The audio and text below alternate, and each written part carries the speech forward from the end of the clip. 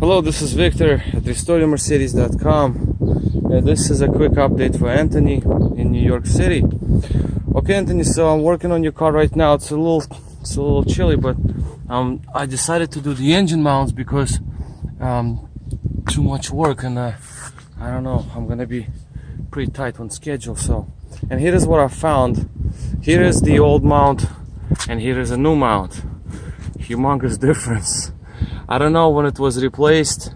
Was it ever replaced or not? Who knows? Because you see the height is the whole almost an inch, 3/4 of an inch in difference in height of the old mount to new mount. This is basically squashed in there.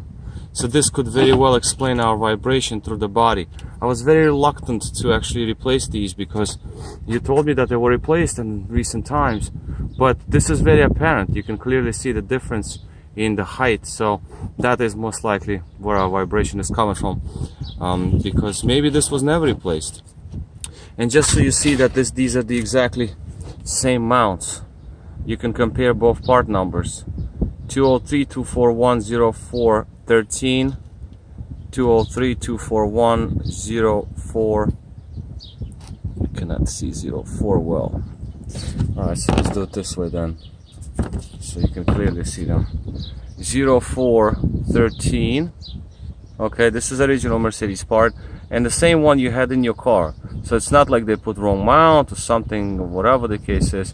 This is exactly the same mount. 04. You cannot see 4 very well, but here it is. 0413. But you see the difference in height. This is just astonishing. This is like crazy.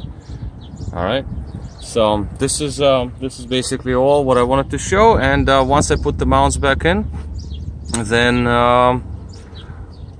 hopefully we'll be just fine with the vibration. These are the brand new mounts I'm putting in, Mercedes parts original. So yeah, this is the right side. This is a little easier than the left side. The left side is just terrible, but I think this was all.